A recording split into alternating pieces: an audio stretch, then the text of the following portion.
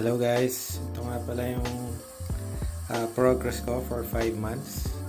As you can see, ang taba-taba ko 5 months ago, walang muscle, puro taba.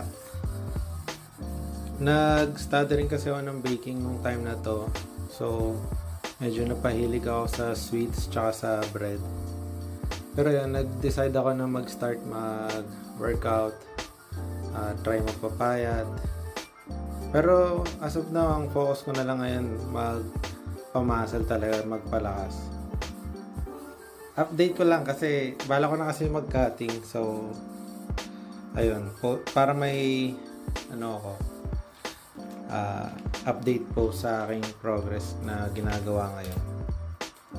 Ayun lang, share ko lang. See you guys in the next video. Bye bye.